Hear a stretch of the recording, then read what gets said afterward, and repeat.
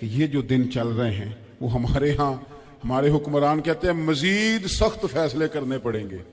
وہ میں نے کہا تمہارے لیے تو آسان ہے، اس لیے کہ تم تو جس دفتر میں بیٹھ کے فیصلہ کرتے ہو اس کی تو بتی کوئی نہیں جاتی.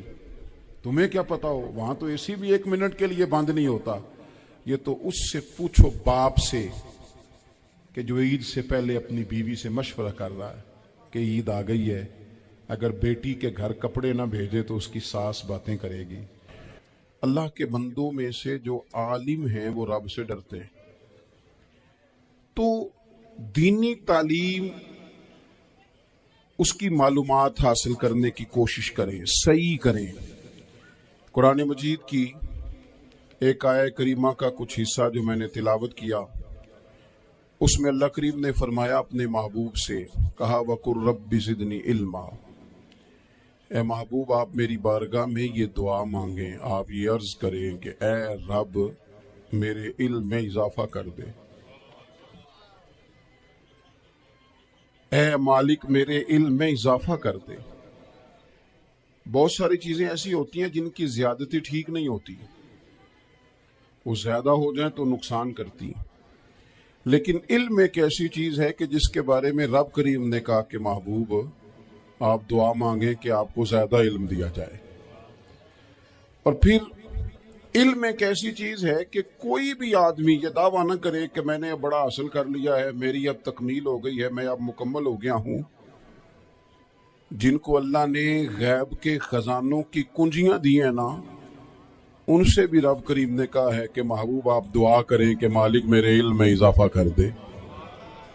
تو جب وہاں تک یہ بات ہے تو پھر عام آدمی کو بھی چاہیے کہ وہ اپنی معلومات میں اضافے کا شوق پیدا کرے. اور تیسری بات یہ کہ جو حضور کے علم شریف پر بات کرتے ہیں وہ بھی اس آیت سے سیکھیں کہ حضور کا علم تو ہر روز رب اس میں اضافہ فرما رہا ہے، تو ہر روز اضافہ ہو رہا ہے. وَلَلْآخِرَةُ خَيْرٌ لَكَ مِنَ الْأُولَىٰ، ہر روز ترقی ہو رہی ہے حضور کے علم شریف کی بھی. تو ہمارے ہاں زیادہ تر لوگ بات اس لیے سیکھتے ہیں کہ میں کوئی کہیں سے مسئلہ سیکھوں گا پھر جا کے اپنی مسجد کے امام کو تنگ کروں گا کہ وہاں تو میں یہ سن کے آیا ہوں تو یہاں یہ کام کیوں نہیں ہوتا. میں کوئی بات سیکھوں گا تو پھر میں اس سے بحث کا دروازہ کھولوں گا. علم کا مطلب ہی اپنے آپ کو سنوارنا ہے. معلومات حاصل کرنے کا مطلب یہ کہ آپ کے عمل میں پختگی آئے، آپ کے کردار میں پختگی آئے، آپ نے جو سیکھا ہے آپ اس کے مطابق اپنے آپ کو ڈھالیں. مسلم شریف میں موجود ہے، نبی پاک صلی اللہ علیہ وسلم نے دعا مانگی ہے، اے اللہ میں اس علم سے تیری پناہ مانگتا ہوں جو علم تو ہو پر نفع والا نہ ہو. جس بندے کے علم نے اسے نفع نہیں دیا، وہ کچھ سیکھ نہیں سکا اس سے، تو اس کا علم کسی کو کیا نفع دے گا جب خود سے اس نے. اور صوفیاء کرام تو فرماتے ہیں کہ جو لوگ بڑی معلومات حاصل کر لیں، بڑی باتیں سیکھ لیں، پنچایت میں کسی کو بولنے نہ دیں، گھر میں کسی کو بولنے نہ دیں. بہت سارے لوگ تو علماء کو بھی مشورہ دیتے ہیں، بڑی باتیں کرے لیکن عمل کے لحاظ سے بندہ زیرو ہو تو اہل دل فرماتے ہیں اس کی صحبت سے بچو. اسے بڑا پتہ ہے، بڑی باتیں آتی ہیں، بڑی باتیں کرتا ہے، لیکن گفتگو کی حد تک تو بہت بڑا ہے، عمل کے معاملے میں صفر ہے. بہت سارے لوگ مسجد کے حجرے میں میٹنگ ہو رہی ہوتی ہے اور وہ لمبی دلیلیں اور مشورے دے رہے ہوتے ہیں، نماز کا ٹائم آ جائے تو اٹھ کے چلے جاتے ہیں، کہتے ہیں میں اپنے محلے دی مسیتیں پڑھنی ہے. کئیوں کو کام یاد آ جاتا ہے. فرمایا کہ شخص کے پاس معلومات بڑی ہوں لیکن عمل کے معاملے میں بندہ زیرو ہو تو اسے بچنا کیوں؟ اس لیے کہ اگر پڑھا لکھا آدمی بے عمل ہونا تو وہ اپنی بے عملی پر بھی دلیلیں پیش کرتا ہے. وہ کہتا ہے میں یہ کام نہیں کرتا تو یہ میرے پاس دلیل ہے. وہ تو بے عملی کو بھی مزین کر دے گا معاذ اللہ. تو دینی تعلیم ایک تو حاصل اس لیے کریں کہ ہم نے اپنے آپ کو سنوارنا ہے، اور دوسرا علم کا شوق طبیعت میں ہو. دیکھیں نا، اللہ کے حبیب صلی اللہ علیہ وسلم نے فرمایا ہے کہ جو علم کے رستے پہ چل پڑا وہ جنت کے رستے پہ چل پڑا ہے. جمعوں میں، محفلوں میں کانوں کے ذائقے کے لیے نہ آئیں، اس لیے آئیں کہ میرے علم میں، میرے عمل میں یہ کوئی اضافے کی بات بنے گی. میں کوئی نصیحت حاصل کروں گا تو میرے دل کا زنگ اترے گا ہمارے ہاں یہاں لوگ مزے کے لیے آتے ہیں اور آج کل لوگ فوٹو کے لیے آتے ہیں. ان دو کاموں سے نکل کر خالص اصلاح کی نیت سے علم کا شوق ہمارے ہاں تیزی سے ایک حرکت کی گئی. علماء کا وقار خراب کیا گیا اور لوگوں کو دینی علوم سے دور کیا گیا. اور اس میں بعض بیچارے واعظین اور خطباء نے بھی کردار ادا کیا جب جعلی پیر کی تعریفیں کھول کے کی اور اسے پتہ نہیں کہاں تک. یہ اسٹیج جو ہوتے ہیں نا، ان میں کوئی بندہ اچھا لگے بھی تو اس کے لیے دعا کرنی چاہیے، تعریفیں نہیں کرنی چاہیے. تعریفیں اس کا کوئی فائدہ نہیں ہے. اس بندے کو تو دعا کا فائدہ ہے. اگر آپ کو اچھا لگ رہا ہے تو اسے دعا دے، اس سے زیادہ کچھ نہیں کریں. اور ہمارے ہاں جناب وہ نقیب محفل بیچارے کی شامت آ جاتی ہے اگر تعریفیں تھوڑی کرے تو کہتے ہیں تو نام ہی نہیں لینا ہوں. وہ بھائی اس کے نام لینے سے آپ کا قد اونچا ہوتا ہے. تو علم اور عالم ان دونوں چیزوں سے قوم کو دور کیا گیا. دینی تعلیمات کا فقدان ہے. جو میٹرک تک لوگ 60-70 کتابیں پڑھ جاتے ہیں انہیں بھی قرآن پاک ٹھیک سے نہیں پڑھنا آتا. دور کیا گیا. آپ مجھے بتائیے، چلیں ایک مسجد ہی آپ دیکھ لیں، اس مسجد کے اندر اگر ایک طرف ایک عالم دین مشکات شریف کھول کے بیٹھے ہوں، حدیث پاک کا درس ہو رہا ہے، یا بار شریعت کھول کے بیٹھے ہیں، فقہی مسائل بیان کیے، اور اسی مسجد میں ایک بابا جی جبہ پہن کے تگڑا سا بڑی سی پگڑی باندھ کے اور 500 دانے والی تسبیح لے کے بیٹھے ہیں. اب ایک بندہ اندر آتا ہے تو وہ کدھر جائے گا؟ عالم کی طرف کہ بابا جی کی طرف؟ وہ کیوں جا رہا ہے بھلا بابا جی کی طرف؟ وہ اس لیے کہ ہم نے اسے یہ بتایا ہی نہیں کہ جس طرح سبحان اللہ سبحان اللہ سبحان اللہ پڑھنا عبادت ہے نا، اسی طرح دارابا پڑھنا بھی عبادت ہے. اسے ہم نے بتایا نہیں کہ جب تک علم کے رستے میں رہنا بھی عبادت ہے. جب تک اسے یہ سمجھ نہیں نہ آئے گی کہ جس طرح وظائف کی کتاب پڑھنا عبادت ہے، اسی طرح مشکات شریف پڑھنا بھی عبادت ہے، حدیث بخاری کا درس لینا بھی عبادت ہے، مسلم شریف کی احادیث پر اپنے اساتذہ سے بیٹھ کر دروس پانا بھی عبادت ہے. جب تک یہ پورا مزاج دیکھیں نا، نبی پاک صلی اللہ علیہ وسلم نے فرمایا رات کی ایک گھڑی بھر دین سیکھ لینا ساری رات نفل پڑھنے سے بہتر ہے. اب ہمیں سمجھنا چاہیے کہ کتاب پڑھ کے بھی بندہ رب رسول تک پہنچ سکتا ہے. کتاب و سنت رستہ آسان کرتے ہیں، لیکن ہمارے ہاں کیا مزاج دیا گیا ہے؟ بابا جی کے پاس چلو، ضرور جائیں بابا جی اگر نیک ہیں تو منع کوئی نہیں کر رہا، لیکن جو سوچ ہمیں حضور نے دی ہے ہم نے اسی کی سوچ کے مطابق اپنے معاملات کو ترتیب دینا ہے نا. اب ایک بات میں نے آپ سے پوچھی اور آپ نے کہا قوم ساری بابا جی کی طرف جائے گی.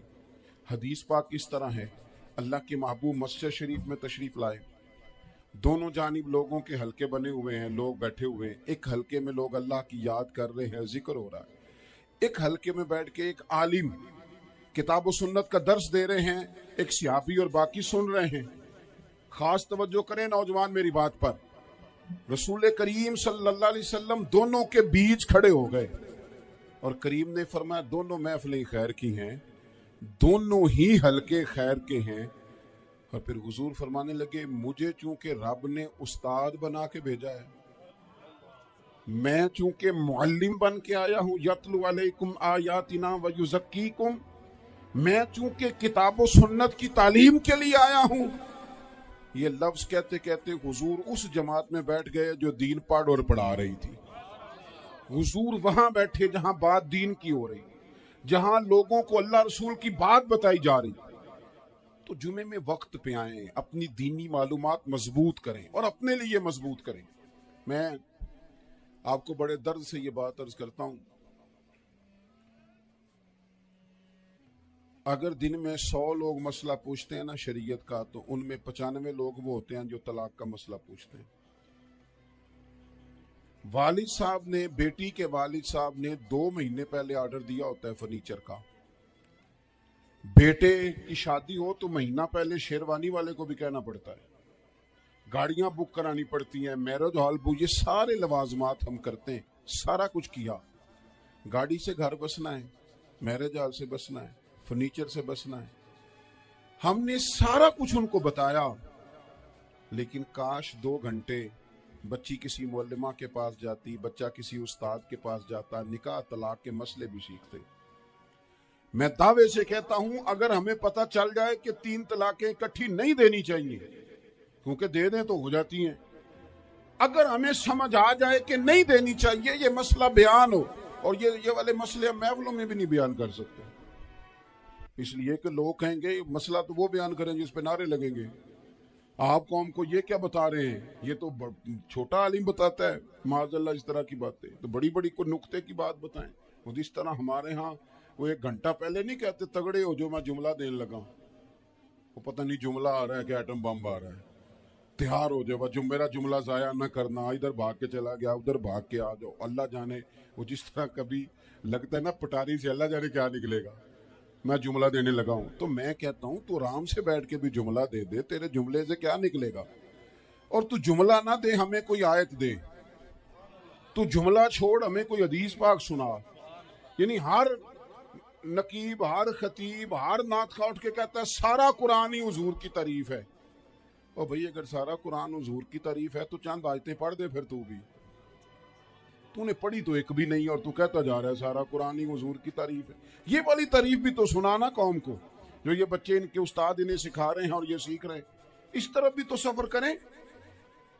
تو میرے عزیز اگر لوگوں کو مسائل کا پتہ چلے تو سینکڑوں گھر بچ جائیں تباہ ہونے سے، بڑے بڑے گھر بچ جائیں، لیکن مسائل نہیں آتے۔ میرے پاس مسئلہ پوچھنے کے لیے کچھ لوگ آ گئے، تو 4-5 سال کا بچہ بھی تھا جس کے والد نے غصے میں اپنی بیوی کو 3 طلاقیں دی تھی، تو چھوٹا سا بچہ، کپڑے بھی پھٹے پرانے، اور حالت بتا رہی تھی کہ غریبی ہے۔ تو جب میں نے مسئلہ بتایا کہ 3 طلاقیں ہو گئی ہیں تو واپس جانے لگے، تو بچہ مجھ سے کہتا ہے دیہاتی آدمی تو کہنے لگا مولوی صاحب میری اماں تے نانی کہنی اسن پوچھ کے آئی آپ کہ ہن اسی لہدا لہدا ہی رہنا ہے۔ تو اس بچے کی نونہال کی وہ کیفیت دیکھی تو میں رو پڑا، میں نے کہا یار یہ بچہ بیچارہ ماں باپ کے ہوتے ہوئے یہ یتیموں جیسی زندگی گزارے گا کیونکہ باپ نے طلاق دے دی، کس طرح مسائل نہیں بتائے لوگوں کو، تعلیم سے آگاہی نہیں کیا، اور اس میں بہت بڑا ظلم ہے ان لوگوں کا بھی جو جنازے پہ کھڑے ہو کے تو کہہ دیتے ہیں، میری طرح کے لوگ اچھے علماء کی بات نہیں کرتا، وہ کہہ دیتے ہیں دیکھو جی لوگوں کو جنازہ نہیں آتا، بھئی آپ نے کس دن عشاء کے بعد کلاس لگائی تھی جنازہ سکھانے کی، یہ تو آپ نے کہہ دیا لوگوں کو قرآن کی ٹھیک نہیں آتا، تو یہاں تو بیچاری بیبیاں جن کو صحیح پڑھنا نہیں آتا وہ مشن بنا لیتی ہیں کہ میں نے اتنے 100 کو قرآن پاک پڑھانا ہے، بیوہ ہو گئی ہوں، طلاق یافتہ ہو گئی ہوں، ساری زندگی قرآن پڑھاؤں گی۔ ہم کیوں یہ مشن نہیں بناتے، کیوں اس طرف سفر نہیں کرتے؟ ایک تو دینی معلومات میں، دینی علوم میں اپنے آپ کو لگائیں اور ذوق پیدا کریں کہ جو چیزیں مجھے نہیں آتی میں نے وہ سیکھنی ہے، جو معاملات مجھے نہیں آتے میں نے ان کی طرف سفر کرنا ہے۔ ایک تو اپنا یہ مزاج بنائیں، اور جب آپ دینی علوم سیکھتے ہیں تو پتہ ہے کون سا منظر قائم ہوتا ہے؟ منظر وہ بنتا ہے کہ حضرت ابو ہریرہ بھی دین سیکھا کرتے تھے، حضرت عبداللہ ابن عمر بھی اصحاب صفہ میں رہا کرتے تھے، حضرت انس بن مالک بھی رہا کرتے تھے، اور ایسا منظر بنتا ہے کہ حضرت سیدہ خدیجہ الکبریٰ رضی اللہ تعالیٰ عنہ فرماتی ہیں سیدہ فاطمہ حضور کی گود میں بیٹھی ہوتی تھی اور نبی پاک سے باتیں پوچھتی تھی اور حضور انہیں بتا رہے ہوتے تھے، سیدہ عائشہ حضور سے دین کی باتیں پوچھتی۔ چوتھا حصہ ہماری فقہ کے اصول حضرت فاطمہ کی، حضرت عائشہ صدیقہ کی مرویات پر مبنی ہے۔ اگر ہماری بچیاں چھوڑ دیں ڈائجسٹ پڑھنا، چھوڑ دیں ادھر ادھر کی مووی دیکھنا، اور وہ کتاب و سنت پر آ جائیں تو بہت سارے مسائل ایسے ہیں جو الجھنے سے پہلے ہی سلجھے ہوئے ہوں۔ دینی تعلیم کا مزاج اور ذوق۔ اور دوسری آیت کریمہ میں نے تلاوت کی، اللہ کریم نے قرآن مجید میں فرمایا یا ایھا الذین آمنوا قوا انفسکم واہلیکم نارا، اے ایمان والو خود بھی دوزخ کی آگ سے بچو اور اپنے گھر والوں کو بھی بچاؤ۔ او والد، وہ ماں جو بچوں کو بھوک سے بچانے کے لیے محنت کرتی ہے، ان کو مایوسی سے بہت سارے ماں باپ ایسے ہوتے ہیں جن کے پاس کپڑے لینے کے پیسے نہیں ہوتے عید پہ، کیوں؟ عزیز بھائی جس طرح ہم اپنے بچوں کو دیکھیں، بہت سارے ماں باپ کے پاس گنجائش نہیں ہوتی، لیکن اس نیت سے کہ بچوں کے دل ٹوٹ جائیں گے، عید پہ کیسے گزارا کریں گے، مشکل سے بھی کپڑے خرید کے دیتے۔ اس طرح ہم اپنے بچوں کو بھوک سے، پیاس سے، مایوسی سے بچاتے ہیں، اس طرح ہمارے رب نے ہمارے ذمے لگایا ہے کہ تم اپنے بچوں کو کوشش کرو دوزخ کی آگ سے بچانے کی۔ حضرت عمر فاروق رضی اللہ تعالیٰ عنہ نے عرض کیا تھا، یا رسول اللہ صلی اللہ تعالیٰ علیہ وسلم، اس آیہ کریمہ کا معنی کیا ہے؟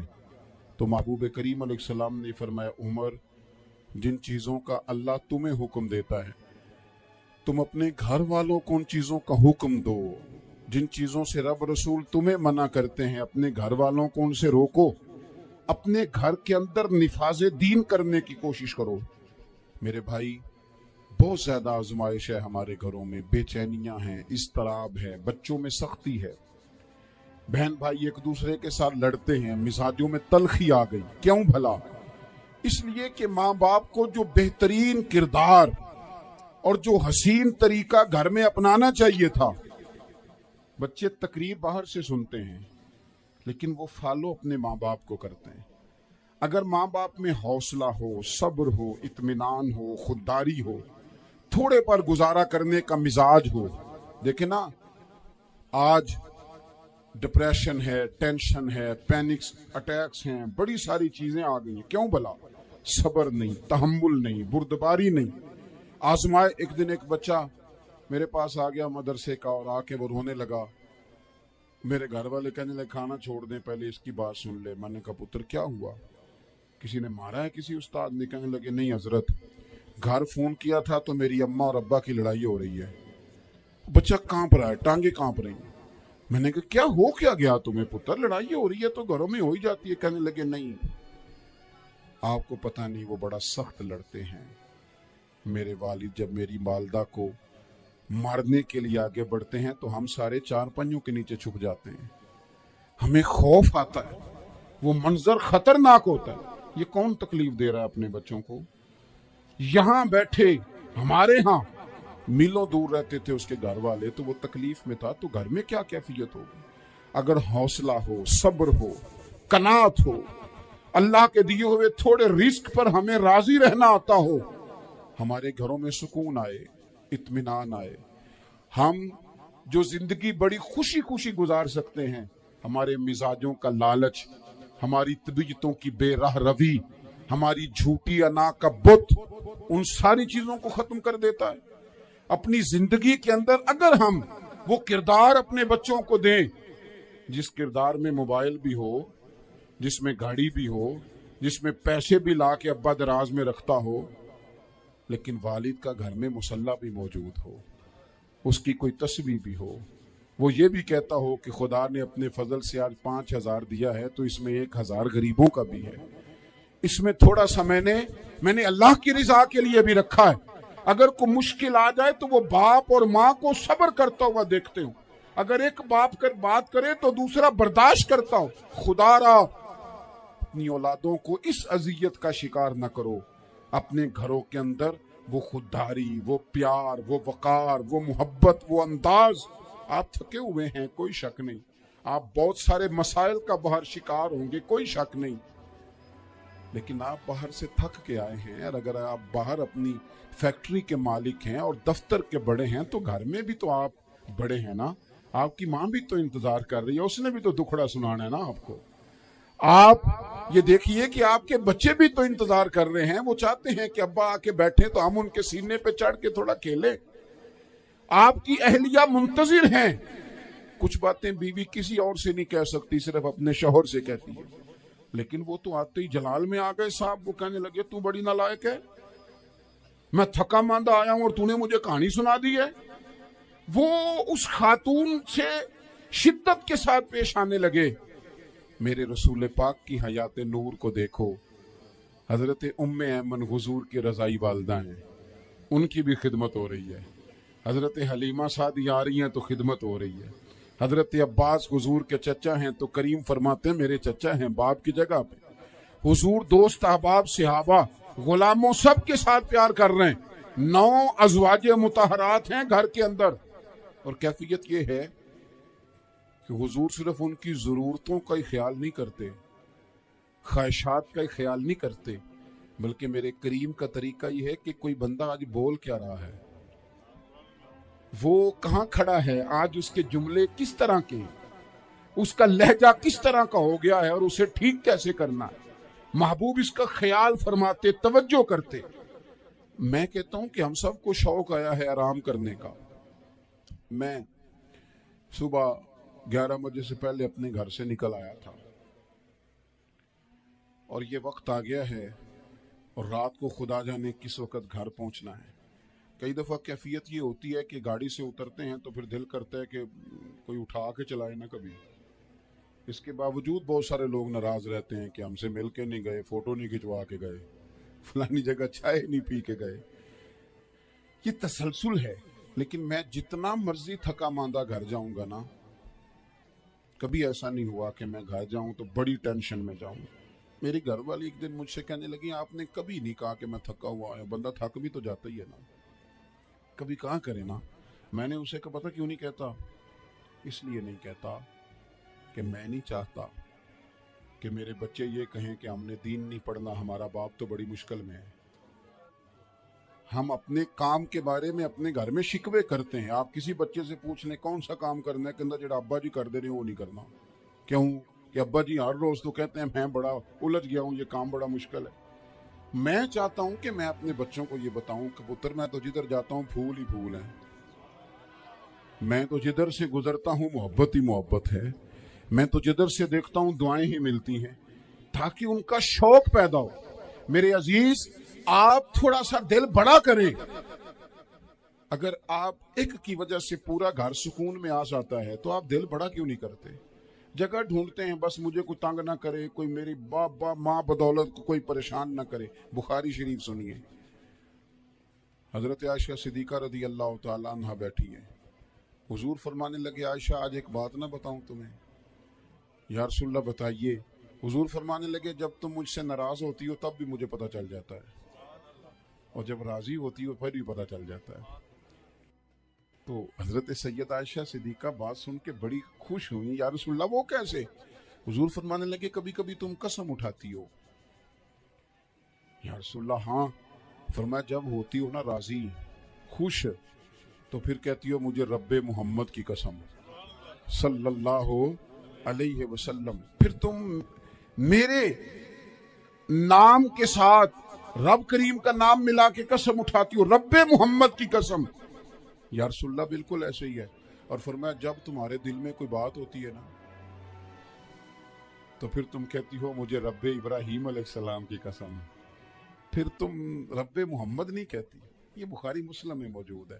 حضرت عائشہ صدیقہ نے تو بات سنی تو کھل گئی طبیعت, کہنے لگی کریم صدقے جاؤں, یہاں تک خیال فرماتے ہو, کس کے جملے کہاں پہنچ گئے, یہاں تک خیال ہے. فرمایا مجھے پتہ چل جاتا ہے کہ تمہاری کیفیت کیا ہے, کہاں کھڑی ہو. اور بھئی ہم تو اپنی ماں کا بھی خیال نہیں رکھتے. ہمارا باپ کہاں بیچارہ کھڑا ہے, وہ تو انتظار میں تھا کہ کوئی 10 منٹ میرے پاس بیٹھے گا. توجہ ہی نہیں, جذبات کا خیال ہی نہیں. حضرت عائشہ صدیقہ بات سن کے عرض کرنے لگی, یا رسول اللہ مجھے رب محمد کی قسم ہو, میں صرف نام چھوڑتی ہوں, میرے دل میں ہر وقت مدینے والے محبوب ہی رہتے ہیں. نام ہی چھوڑتی ہوں صرف. او میرے دوست تھوڑا سا جا. اور دوسرا عرض کروں گا, دولت اگر بہت عالی چیز ہوتی نا, بہت قیمتی, تو سب سے زیادہ سید عائشہ کے گھر میں ہوتی. اگر پیسوں سے ہی سوکھ آتا تو پیسے سب سے زیادہ حضرت فاطمہ الزہرا کے کاشانہ نور میں ہوتے.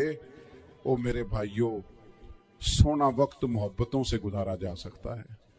او بھائی, میں نے تو اپنے گھر میں یہ دیکھا کہ میرے والد صاحب گرمی آتی تو فرماتے, او لو بھائی تانوں پرواہ نہیں, میں تواڈے پڑھولے چ دانے پا دیتے نے تے تواڈی ماں نے مرتبہ نے چار پا دیتا ہے.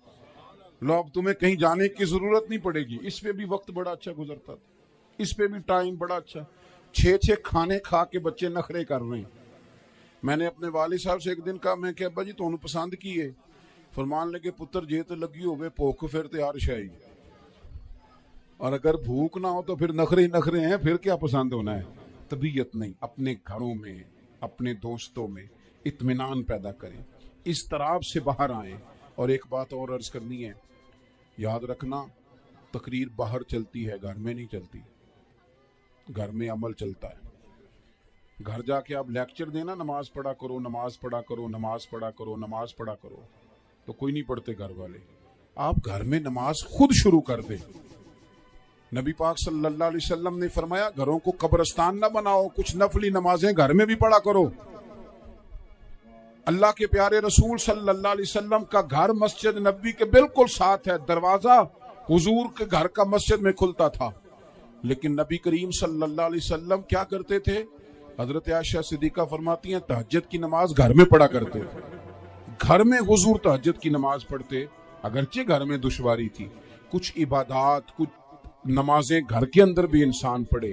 आखिरी गुजारिश आप हजरात से करनी है, इतना बड़ा मजमा है, इतने सारे लोग तशरीफ लाए हैं, एक गुजारिश आप हजरात की खिदमत में रख के बस मैंने बात को समेटना है। दो बातें मैंने आपकी खिदमत में अर्ज की हैं, एक तो दीनी इल्म का ज़ौक़ पैदा करें और दूसरा अपने घरों में थोड़ा ठहराव लाएं।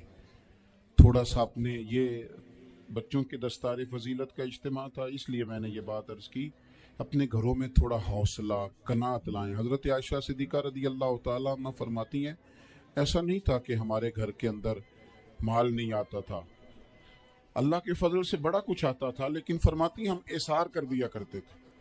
हुजूर का मिजाज इसार कर देने का है।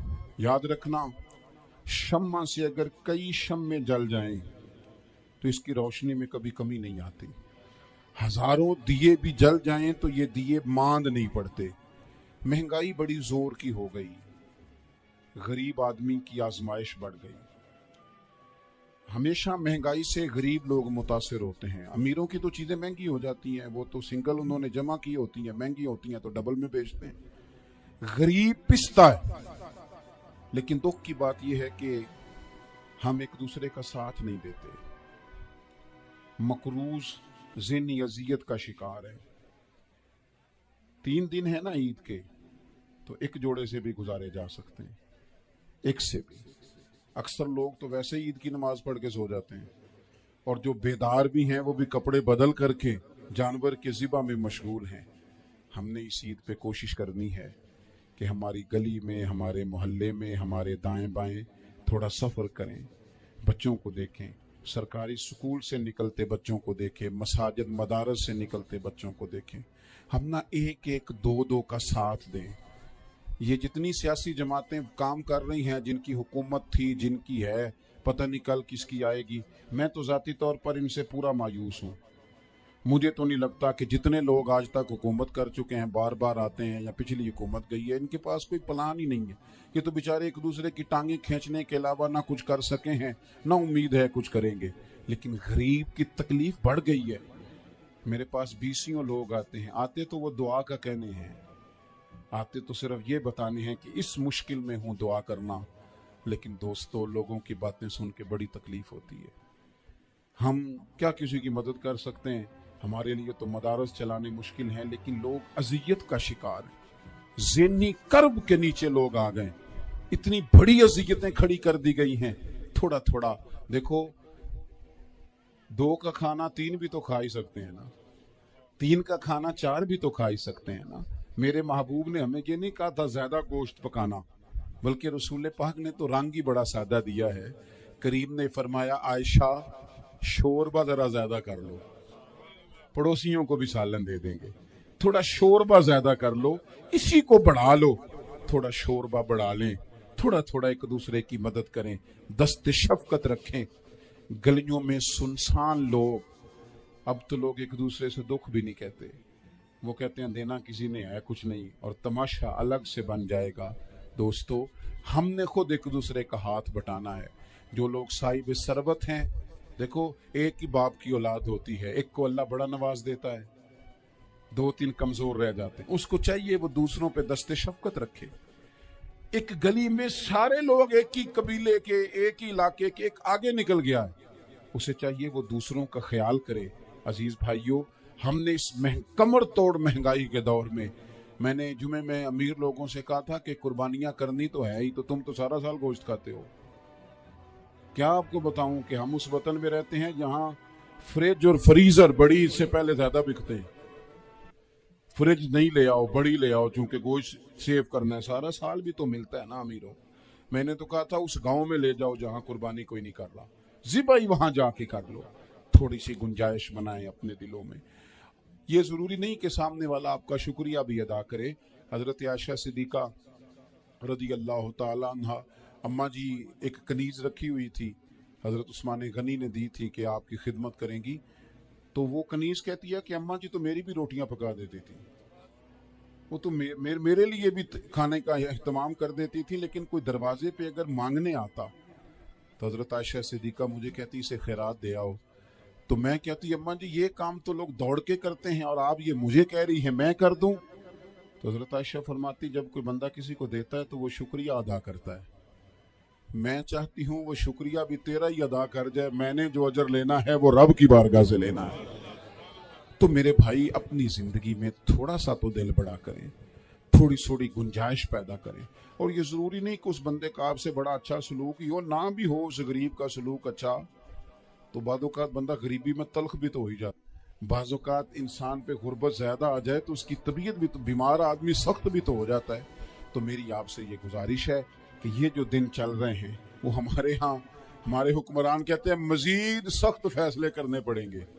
वो मैंने कहा तुम्हारे लिए तो आसान है, इसलिए कि तुम तो जिस दफ्तर में बैठ के फैसला करते हो उसकी तो बत्ती कोई नहीं जाती, तुम्हें क्या पता हो, वहां तो एसी भी 1 मिनट के लिए बंद नहीं होता। ये तो उससे पूछो बाप से कि जो ईद से पहले अपनी बीवी से मशवरा कर रहा है कि ईद आ गई है, अगर बेटी के घर कपड़े ना भेजे तो उसकी सास बातें करेगी। ये छोटी ईद गुजरी थी ना, तो हमारे यहाँ कुछ लोग समझते हैं कि सखावत सिर्फ रमज़ान में ही करनी है, और रमज़ान में सवाब ज़्यादा है, वरना राशन वंडन वाले लोग को ईदों बाद भी भूख लग दीजिए, ईद के बाद भी उसी तरह ही गरीब के साथ पेट होता है, लेकिन तवज्जो नहीं। एक तो ज़ौक़ इल्म पैदा करें, एक अपने घर में इत्मीनान का माहौल लाएं।